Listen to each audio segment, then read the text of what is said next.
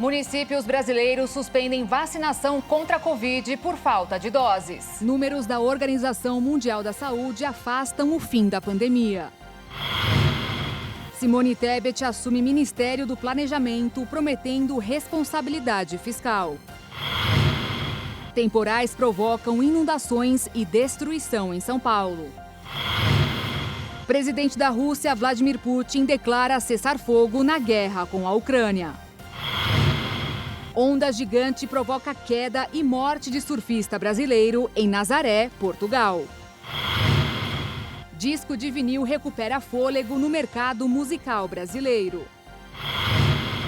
E em uma tradicional feira de Las Vegas, as novidades vão desde travesseiro que silencia ronco a privada que faz exame de urina. Essas e outras notícias a partir de agora.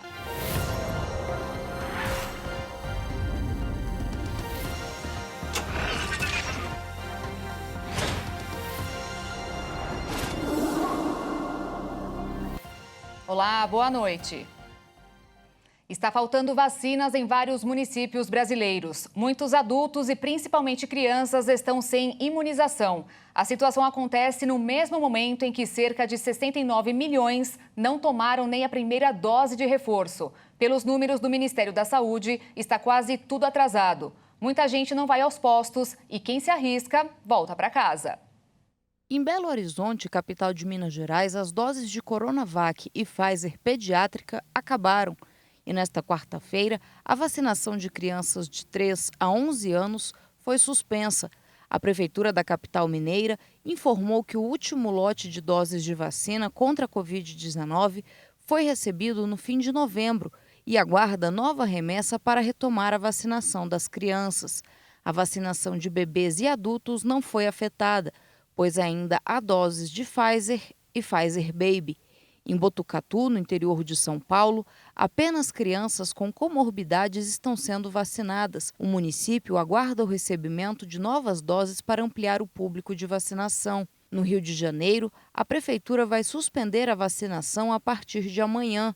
Não há doses para as pessoas com mais de 12 anos. Nesta quinta-feira, o secretário de Saúde do município, Daniel Sorans, se reuniu com a ministra da Saúde, Nízia Trindade, para discutir o assunto. Segundo Daniel Sorans, o Ministério da Saúde sinalizou que tem vacinas em estoque e vai enviar 1 milhão de doses para a Prefeitura do Rio de Janeiro até o fim da semana. Com isso, a vacinação de adultos poderá ser retomada até terça-feira.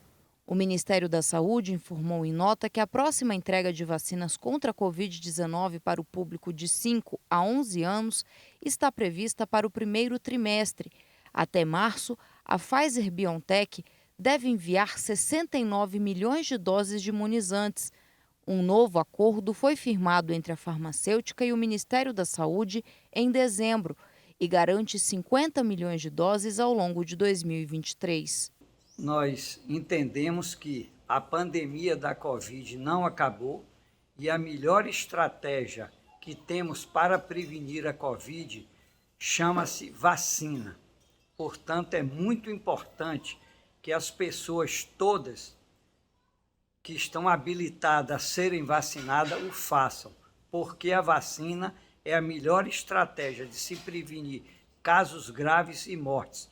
Infelizmente, estamos vendo em vários estados brasileiros a falta de vacina, sobretudo para crianças. Portanto, eu espero que agora o Ministério da Saúde, com o novo governo, resolva esse problema imediatamente para que não faltem as vacinas tão importantes para a prevenção da Covid-19. O primeiro caso da subvariante XBB.1.5 da Covid foi registrado no Brasil. A informação foi confirmada hoje pela rede de saúde DASA, que detectou em uma mulher de 54 anos, moradora da cidade de Indaiatuba, em São Paulo. Segundo a Organização Mundial da Saúde, a versão é a mais transmissível da doença. 40% dos casos foram registrados nos Estados Unidos.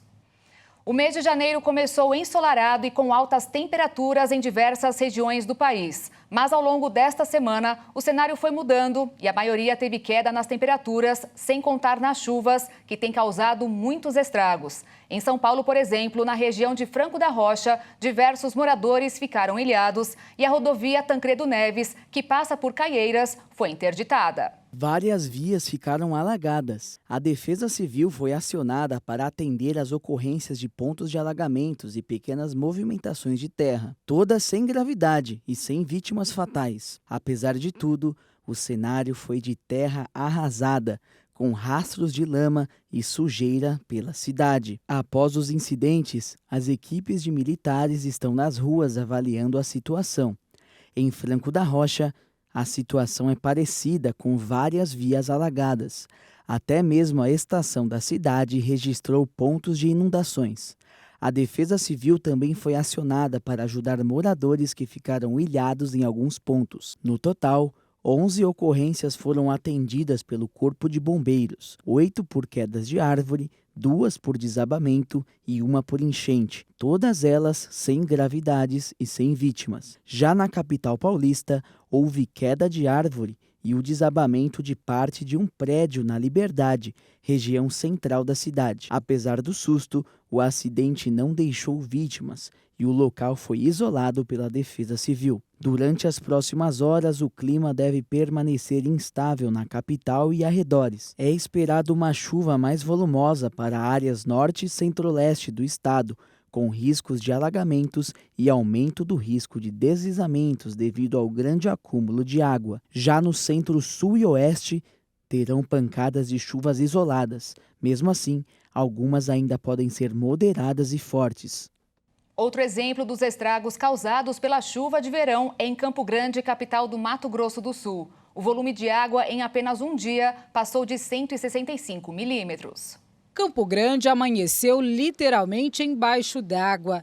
Alagamentos por toda a cidade. A rotatória da Rachid Neder com a Ernesto Geisel ficou intransitável.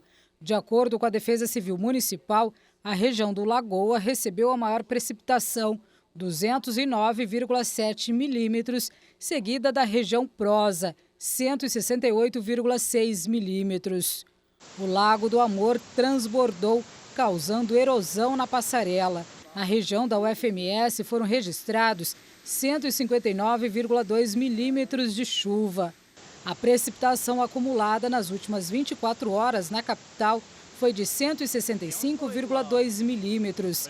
Campo Grande foi a cidade do estado com a maior concentração de chuvas. Nós temos aqui meios, através da nossa sala de situação, de prever alguns desastres naturais, ou seja, chuvas intensas e ventos fortes. A partir daí, a nossa primeira preocupação é informar a população de Campo Grande para tomar as providências para não serem pegas de surpresa. E o que nós fazemos? Diariamente, nós emitimos as condições climáticas, através da previsão de tempo. Caso haja previsão de alguma coisa mais severa, nós emitimos alertas para a população já ficar em stand-by, né, tomar os cuidados, fazer a prevenção necessária. Na capital, no período da tarde, os ventos chegaram a 20 km por hora, considerados dentro da média, o que não chega a ser preocupante, por isso não ocorreram quedas de árvores, destelhamentos e outros estragos maiores. Nós estávamos monitorando porque nós fomos informados dessa possibilidade de tempestades com ventos fortes. Porém, não atingia Campo Grande e foi o que se comprovou hoje, porque nós só tivemos chuvas, né? Chuvas intensas. Os bombeiros foram até esta comunidade onde o córrego transbordou, mas algumas famílias não aceitaram sair dos barracos. Até parece piada, mas este menino encontrou um peixão no meio da enxurrada. Pega, senão o carro vai passar em cima, ó o peixe, na hora. Na Avenida Tirson de Almeida, este carro ficou ilhado no meio da enxurrada. Aqui na Vila Popular, 16 famílias tiveram as casas alagadas. Em alguns casos, o nível da água chegou a 1,5 metro. Defesa Civil e a Secretaria de Assistência Social foram acionadas para atender os moradores. A chuva começou a descer bastante e aí a água estava até ali na beirada do portão, escoou tudo para dentro. Do nada, assim, parou a chuva, veio aquela água e começou a entrar na casa de todo mundo, o pessoal tudo desesperado aqui. E a veinha lá na ponta, acho que ela estava com...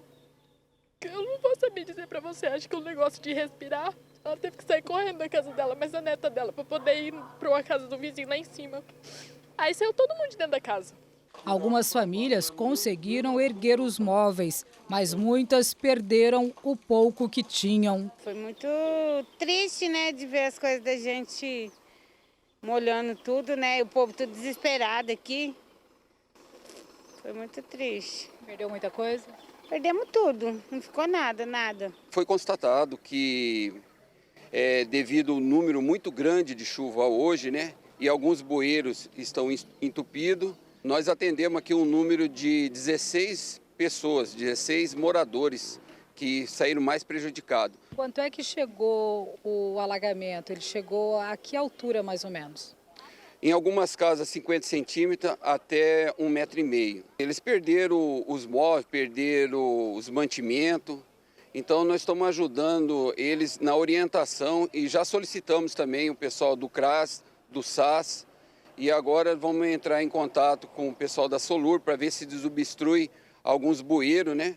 Porque há muito lixo nesse local. Na região do bairro União, a enxurrada foi tão forte que levou o cascalho da rua Maria Carlota Giordano para a Avenida Lúdio Martins Coelho.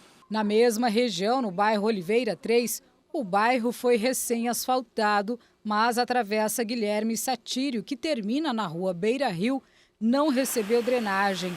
A água inundou casas e comércio. Eu acho que tinha que ter umas bocas de lobo e a água não deveria escoar tudo na rua de cima aqui, que vem tudo, tem que ser escoada naquela rua. E lá tem boca de lobo, eles fizeram encanamento, tudo para receber a água, mas tá vindo só aqui, não tem drenagem nenhuma aqui. E o solo tá todo encharcado, você pode ver que você pisou ali, teu pé afunda. A próxima chuva, né, é o medo. E a previsão do tempo é do final de semana ter chuva novamente em todas as regiões do país. São esperados temporais no oeste da Bahia, sul do Piauí e sul do Maranhão. A costa do Recife também deve ter chuva expressiva. Além disso, uma frente fria que avança pelo Paraná e São Paulo vai aumentar a incidência da chuva em diversos estados como Mato Grosso do Sul, Goiás e Mato Grosso. Portanto, com exceção de Curitiba e Porto Alegre, onde o clima permanece estável, são esperadas chuvas no final de semana na maioria das capitais brasileiras. E o Brasil está encolhendo. De cada 8 cidades brasileiras, uma vai perder dinheiro do Fundo de Participação dos Municípios, que muitas vezes é a principal fonte de renda das prefeituras. Isso é o que aponta a prévia do censo que o IBGE ainda não concluiu.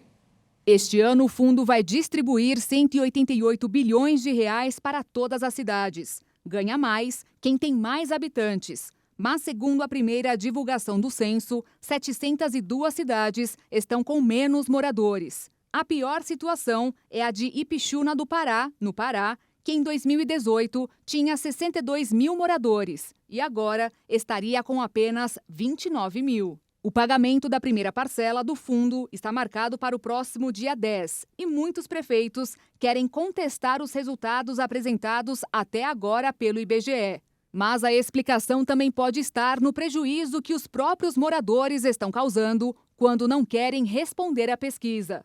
De acordo com o Instituto, quase 2 milhões de brasileiros estão nesta situação. A coleta de informações começou em agosto e deveria ter terminado em outubro do ano passado, mas foi adiada para dezembro. Agora, a expectativa do IBGE é de que o censo seja encerrado somente no fim de janeiro e divulgado em março. De acordo com dados do Instituto, a média de rejeição à pesquisa nos estados brasileiros é de 2,82%. São Paulo tem a maior. 5,42% da população se negou a responder. Em seguida estão Mato Grosso, Rio de Janeiro, Roraima e Espírito Santo.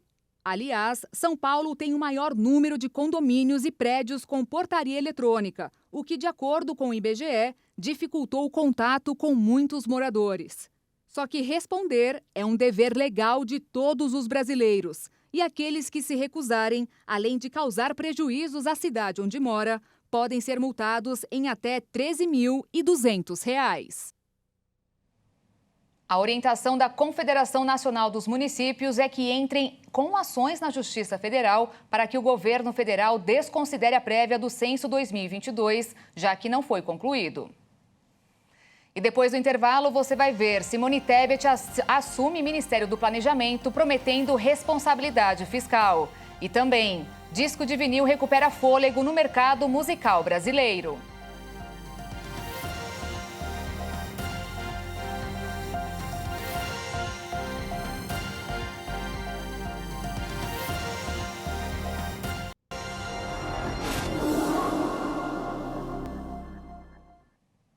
Simone Tebet assumiu hoje o Ministério do Planejamento e Orçamento. A cerimônia foi realizada no Palácio do Planalto.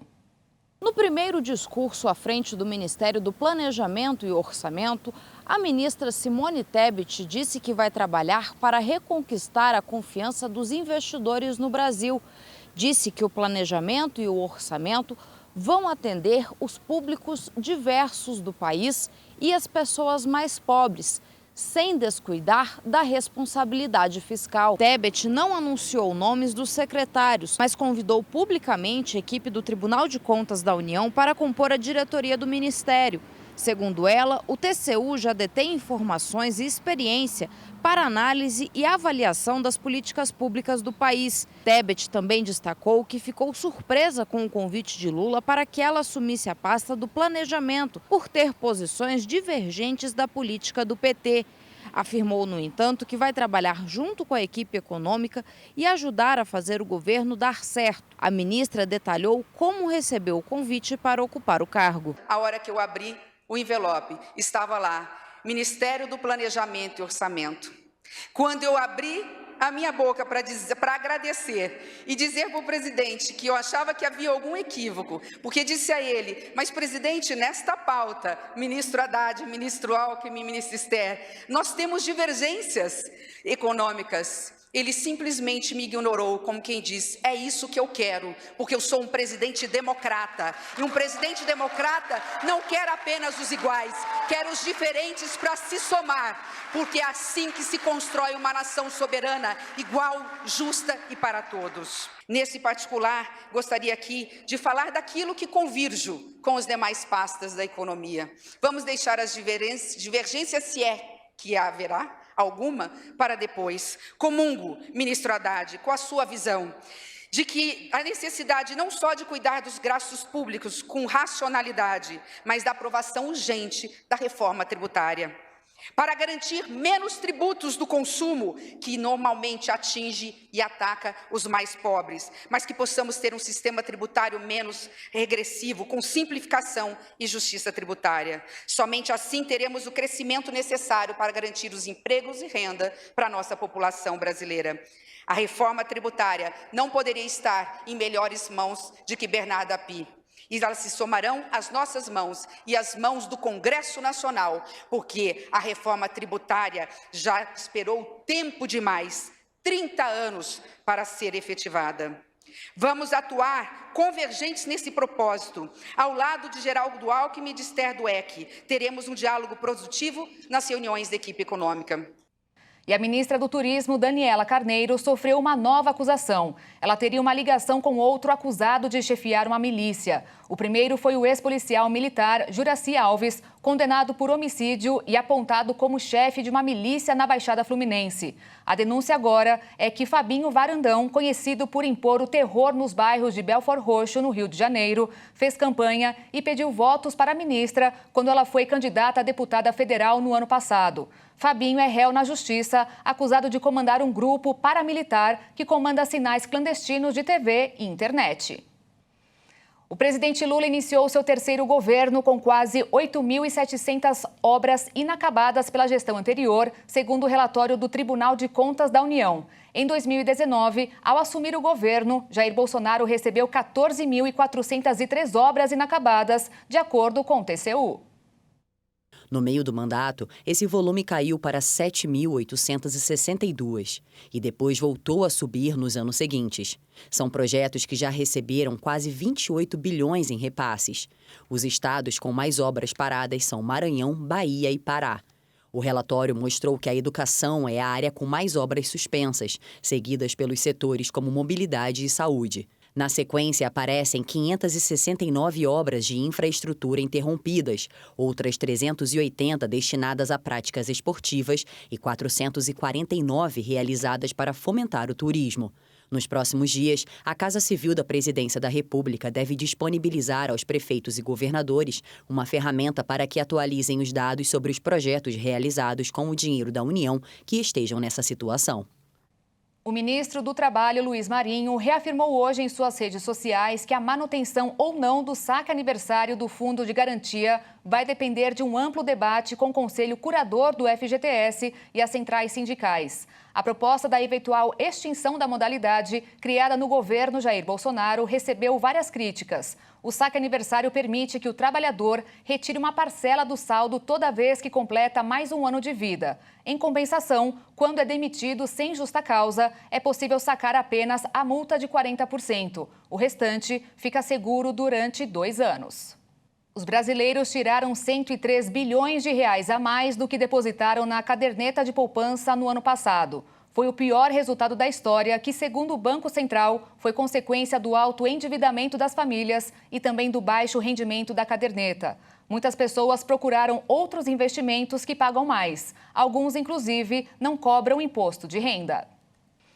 Após um ano de instabilidades, o setor de tecnologia dos Estados Unidos aparenta estar caindo em ruínas. Após o fracasso de Elon Musk com a compra do Twitter, a Amazon, referência mundial no e-commerce, anunciou a demissão de milhares de funcionários. As demissões da Amazon vão atingir mais de 18 mil funcionários, inclusive alguns do continente europeu. A empresa americana justificou a decisão pelo contexto de uma economia incerta. Outro motivo é o grande número de contratações desencadeada com muita velocidade durante a pandemia da Covid-19. O plano de redução de pessoal é o maior entre os recentes anúncios de cortes de empregos que afetam o setor de tecnologia dos Estados Unidos. É também o plano mais severo da gigante do varejo, com sede em Seattle. A diretoria da empresa disse estar ciente de que as demissões são difíceis para as pessoas e que trabalha para apoiar os afetados com pacotes que incluem indenização, seguro de saúde temporário e ajuda externa para encontrar trabalho. Os funcionários demitidos vão ser informados a partir de 18 de janeiro. Os números de cortes divulgados na quarta-feira são muito superiores aos que tinham sido revelados em novembro passado, que ficavam em torno de 10 mil empregos. 2023 começou e, junto com ele, inovações tecnológicas podem surgir para facilitar a vida das pessoas. Mas um objeto em especial tem chamado a atenção tanto do público mais velho, que já conhecia, quanto dos mais novos, que talvez nem chegaram a segurar em um. Inesperadamente, os discos de vinil estão reaquecendo a indústria musical. 1951. Esse foi o ano em que o primeiro disco de vinil, ou LP, como também era conhecido, chegava em território nacional. Os anos se passaram e diversas outras formas de se ouvir músicas foram surgindo, como a fita cassete, os CDs, o MP3, enfim, até chegarmos aos dias atuais.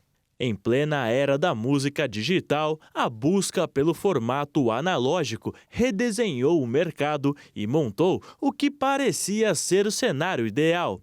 Fábricas de vinil a todo vapor, lojistas aproveitando a valorização de discos antigos e a multiplicação de fãs.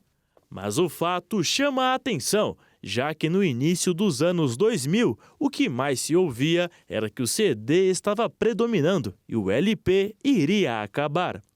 Muito pelo contrário. Os lojistas afirmam que o principal motivo para o aumento das vendas de disco de vinil foi a pandemia. Mas somente as lojas em que estavam adaptadas ao formato de vendas online conseguiram se manter durante o período. Em São Paulo, centro dos discos de vinil do país, diversas lojas que haviam abaixado as portas durante a pandemia estão voltando graças às vendas pelas redes sociais e à conexão inesperada do público jovem com os LPs. Porém, essa tendência aparentemente é mundial. Um recente relatório divulgado pela Recording Industry Association of America revelou que as vendas de vinis aumentaram 22% nos Estados Unidos somente no primeiro semestre de 2022. O dado impressionante tem levado os artistas a lançarem seus novos álbuns também no formato de LP. De acordo com os especialistas, o principal motivo para o aumento na venda de discos é a alta qualidade sonora que os bolachões carregam e, principalmente, a conexão tangível com o vinil. Sabendo disso, as gravadoras também vêm proporcionando ao público um fluxo maior de exclusividades, reedições especiais e pacotes de discos. Enfim, ao que parece, os streamings musicais e a nova era digital têm o seu apreço pelo público jovem, porém, a satisfação, a qualidade sonora e as belíssimas capas dos álbuns apresentadas pelos discos de vinil estão conquistando novamente o coração da juventude. E veja em instantes, números da Organização Mundial da Saúde afastam o fim da pandemia. E ainda, presidente da Rússia, Vladimir Putin, declara cessar fogo na guerra com a Ucrânia.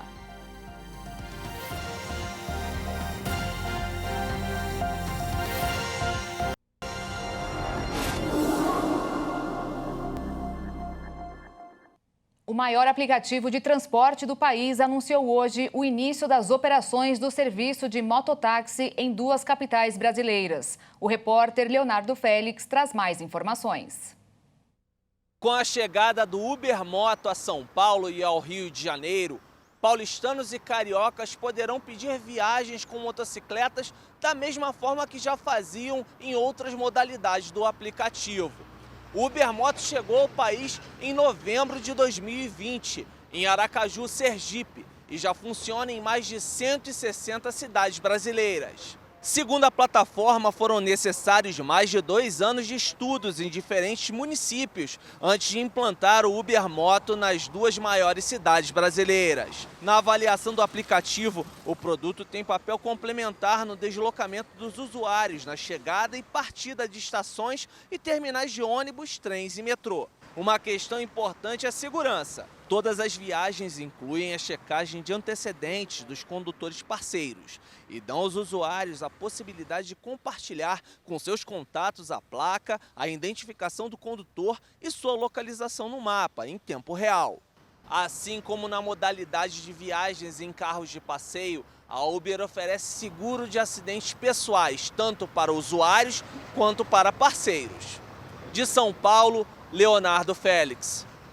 O prefeito de São Paulo, Ricardo Barros, determinou a suspensão do serviço de transporte em motos porque a modalidade não está regulamentada no município. A direção da plataforma, que antes havia informado que cabe ao governo federal a fiscalização do transporte público no país, foi notificada e deverá se explicar. Já a Prefeitura do Rio de Janeiro informou que vai adotar medidas para impedir o serviço Uber Moto na cidade também. Por meio da Secretaria Municipal de Transportes, a administração do Rio disse que a empresa de mobilidade lançou mais um serviço em que visa somente o lucro, sem prestar as devidas contrapartidas aos trabalhadores e órgãos públicos.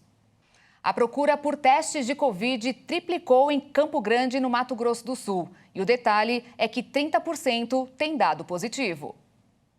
Nas 74 unidades básicas e de saúde da família, distribuídas nas 7 regiões urbanas e distritos de Campo Grande, os kits para realizar os testes de Covid são suficientes para atender a população de manhã e à tarde, de acordo com o poder público. O atendimento é por ordem de chegada e o resultado sai em 20 minutos, diferente de outros momentos da pandemia em que era necessário esperar dias, um movimento atípico, já que nos últimos meses a procura pelo teste tem sido intensa. Se eu for ver a média, era mês de outubro 100 procuras, 100 pessoas por dia. O mês de novembro aumentamos para 200, dobrou. E o mês de dezembro para 300 pessoas por dia procurando para fazer o teste. E o aumento na positividade.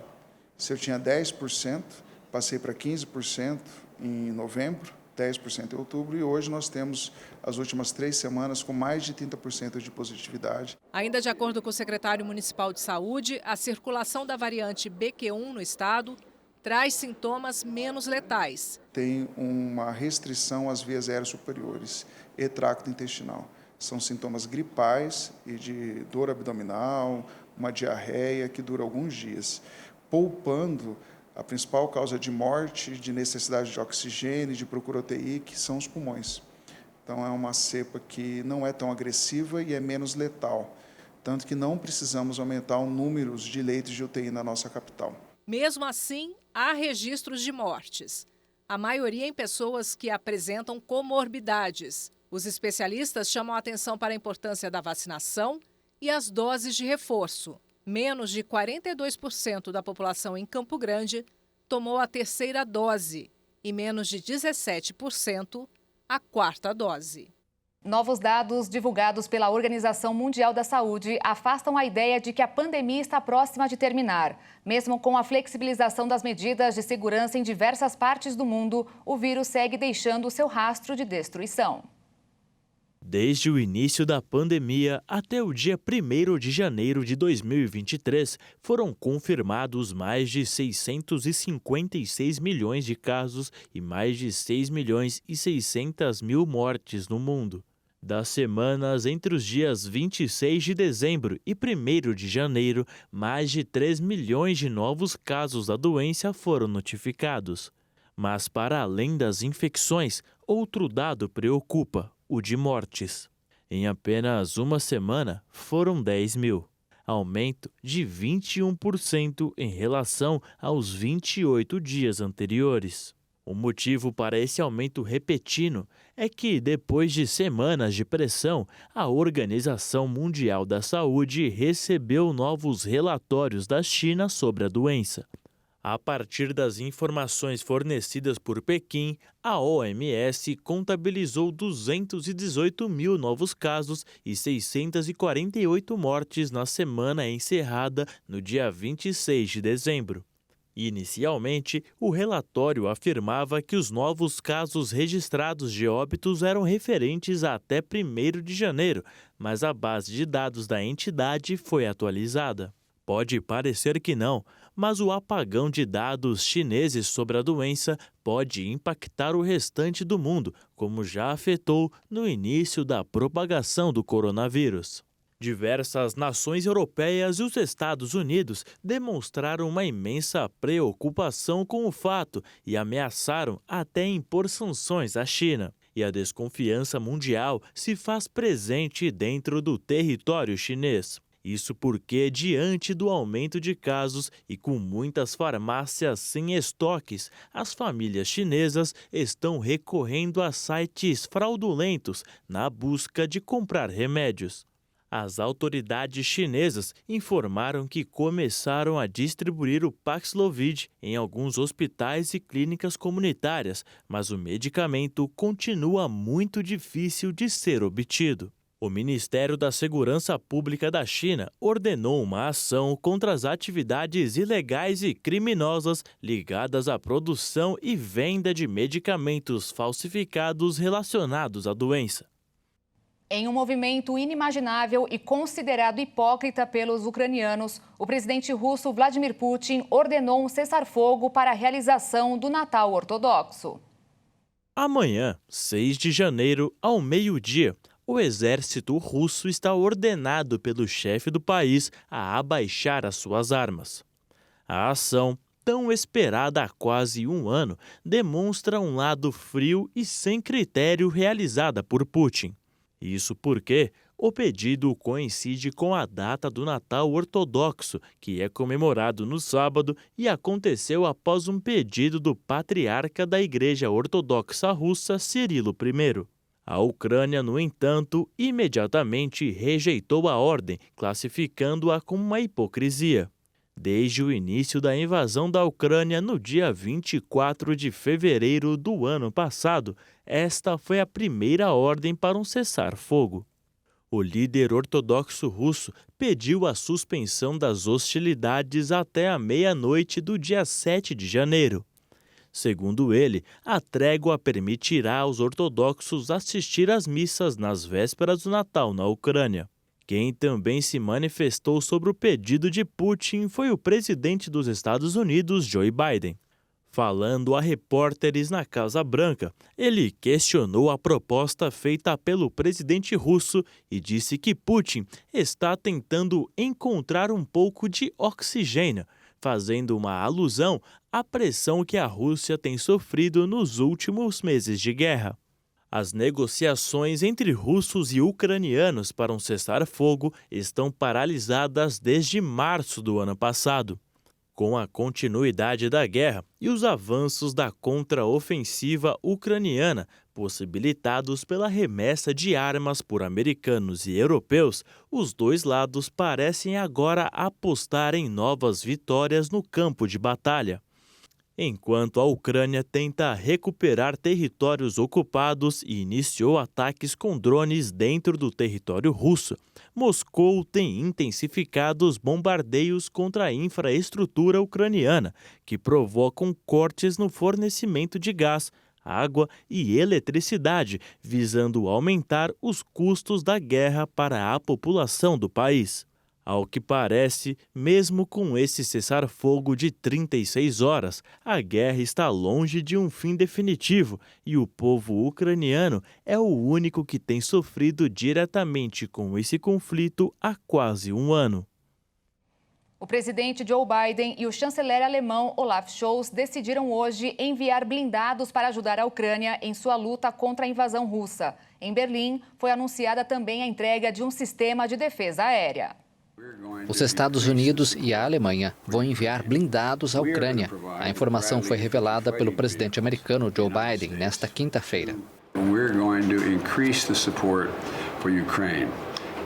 Vamos aumentar o apoio à Ucrânia. Vamos oferecer os veículos de combate de infantaria Bradley. Os alemães fornecerão os veículos de combate de infantaria Marders. Além disso, vamos ajudar a defender a Ucrânia contra ataques aéreos russos. A Alemanha também anunciou que vai fornecer aos ucranianos, para lidar com os ataques aéreos, o sistema de defesa aérea Patriot.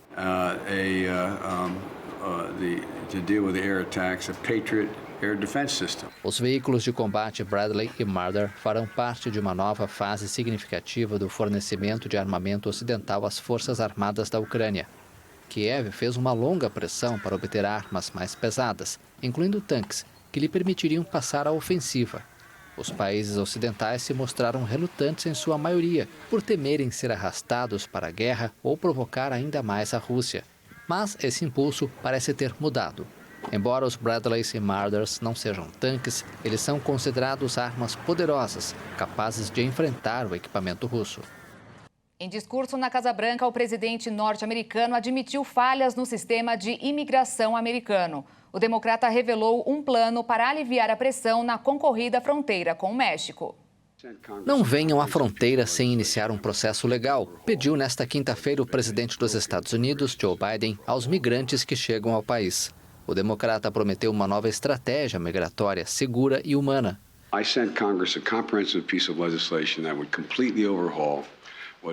Não venham à fronteira, fiquem onde estão e iniciem um processo legal. A partir de hoje, se vocês não se inscreverem por meio do processo legal, não serão elegíveis para esse novo programa.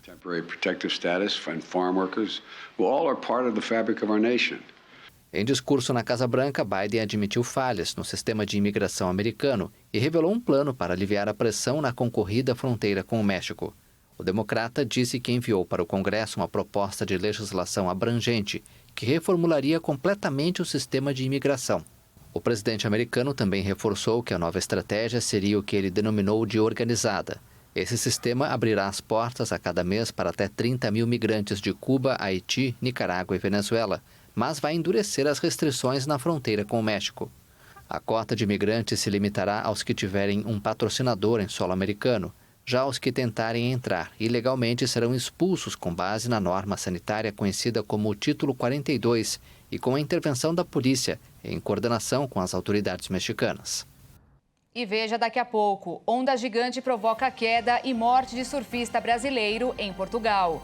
E ainda, em uma tradicional feira de Las Vegas, as novidades vão desde travesseiro que silencia ronco a privada que faz exame de urina. De síndrome respiratória aguda grave caíram no país. O boletim Infogripe, divulgado hoje pela Fiocruz, mostrou que mesmo com as festas de final de ano, foi registrado uma lenta queda no número de casos. De acordo com o novo boletim divulgado pela Fiocruz, aconteceu uma queda em praticamente todas as faixas etárias da população adulta. A diminuição é resultado da baixa nos casos de Covid-19 em grandes partes do país, em especial em São Paulo e no Rio de Janeiro. Mesmo com a melhora no cenário, ainda existem 11 estados que apontaram crescimento nas últimas 6 semanas. Entre eles estão Acre, Distrito Federal, Espírito Santo, Goiás, Mato Grosso do Sul, Minas Gerais, Piauí, Rio Grande do Sul, Rondônia, Roraima e Tocantins. O crescimento dos casos de síndrome respiratória aguda grave, que muitas vezes é considerada Covid, afeta principalmente aqueles que já passaram dos 60 anos de idade. Pesquisadores afirmam que, mesmo com a queda, os eventuais impactos relacionados ao fim de 2022 serão observados com precisão apenas nas próximas semanas. O sonho do Parque Ayrton Senna se tornar excelência e receber até competições internacionais de natação pode virar realidade ainda este ano. Com aporte de recursos do governo do estado do Mato Grosso do Sul, uma piscina olímpica será construída no local. O complexo aquático olímpico será construído no Parque Ayrton Senna. O projeto arquitetônico já está pronto. Prevê a construção de uma piscina olímpica de 50 metros, vestiários e arquibancada coberta com capacidade para mais de 1.000 pessoas. O Parque Ayrton Senna tem 3 piscinas, sendo uma semi-olímpica de 25 metros. O ex-presidente da Federação de Desportos Aquáticos comenta sobre a importância da obra para os atletas do estado. Competições nacionais e internacionais são todas feitas em piscinas olímpicas de 50 metros. E aí o pessoal vai ter como fazer os seus treinamentos, adequar os seus ritmos de treinamento, tudo nessa piscina que ele vai competir futuramente, né? Então é de suma importância. E outra coisa são para os paranatação. A paranatação, toda parte de regulamentação de tempos deles, são tudo feito em piscina de 50 metros. Quando eles precisam ter um tempo para competições nacionais e internacionais, eles têm que ir para outro estado e para fora do nosso estado para conseguir esses tempos. A Prefeitura da capital já tinha parte do recurso para construir a piscina olímpica, mas o valor era insuficiente para a construção dos vestiários e da arquibancada. Agora, com o convênio assinado com o governo do estado, será possível fazer a licitação. O investimento total previsto é de 14 milhões de reais, divididos entre a Prefeitura, o governo do estado e o Fundo de Investimentos Esportivos, mais 6 milhões de emenda parlamentar. O município já tem ali a pista de atletismo, que foi inaugurada há um tempo atrás, uma pista de atletismo de alto rendimento, com piso para alto rendimento, né? E assim a piscina também, que permitirá competições de natação, transformando aquele parque ali num polo de esportes. Segundo o ex-presidente da FEDAMES, o projeto do Complexo Aquático Olímpico é um dos mais modernos do país. A expectativa é que a obra seja iniciada no segundo semestre deste ano. Agora nós temos que torcer para dar tudo certo, né? Os editais de construção junto à Prefeitura, junto ao Estado, e que a construtora consiga começar e terminar, não pare no meio do caminho, né? Que é importante. No início do ano passado, a Associação Brasileira de Veículos Elétricos esperava vender 50 mil carros elétricos no ano. Os números ficaram bem próximos da meta e superiores aos 34.990 vendidos em 2021. A frota de elétricos e híbridos no Brasil chegou a 126 mil carros, com 128 modelos diferentes, incluindo automóveis e comerciais leves híbridos, híbridos plug-in e totalmente elétricos, sendo que esses modelos fecharam 2022 com emplacamentos de 8.460 unidades. Os valores variam e os veículos mais baratos custam entre 140 mil a 260 mil reais. Com esse crescimento, o mercado tem projeções maiores para o território nacional. Até o ano passado, por exemplo, apenas a Toyota fabricava veículos elétricos no país. Já esse ano, a Great Wall Motors e a Caoa Chery anunciaram que fabricarão veículos elétricos no Brasil. Mas não é só no mercado nacional que a procura vem aumentando. No cenário mundial, a tendência é a mesma. Por isso, a Sony e a Honda apresentaram a E-Fila, uma nova marca de carros elétricos. O sedã de 4 portas terá direção autônoma de nível 3 em condições limitadas. Isso quer dizer que o carro poderá se locomover sem a intervenção do motorista em algumas situações, como, por exemplo, em congestionamentos. As empresas trabalham para que os primeiros carros da marca Fila fiquem prontos no primeiro semestre de 2026. Uma feira realizada em Las Vegas, nos Estados Unidos, apresentou diversas inovações tecnológicas que podem colaborar com o nosso dia a dia. Travesseiros que acabam com os roncos, sanitários para exames de urina e clones digitais para cirurgias mais seguras foram alguns dos novos produtos apresentados.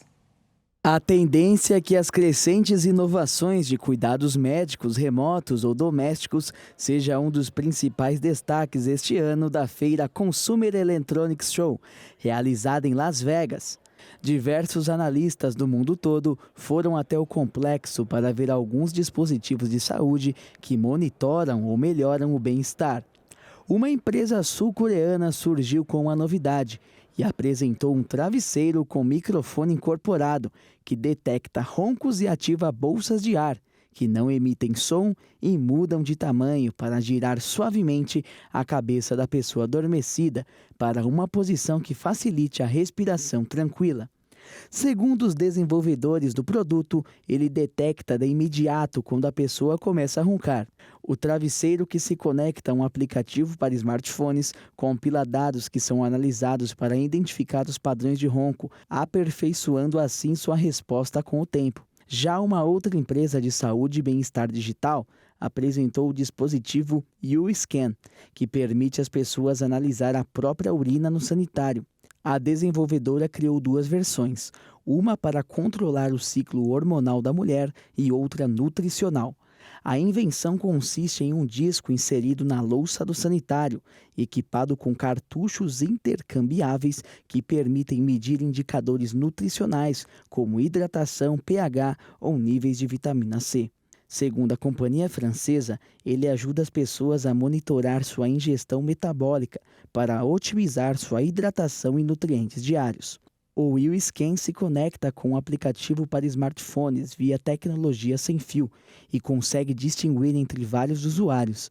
A partir do segundo trimestre desse ano, o aparelho será vendido por cerca de $530 em todo o território europeu e nos Estados Unidos. Já a empresa francesa Aebis apresentou uma tecnologia que permite aos cirurgiões criar clones digitais dos pacientes, usando radiografias e outros exames médicos padrões. Desta forma, os cirurgiões vão poder planejar com precisão uma operação e reduzir o tempo e os riscos. No centro cirúrgico, os médicos vão poder usar capacetes de realidade mista para acessar o holograma do paciente e outros dados enquanto trabalham.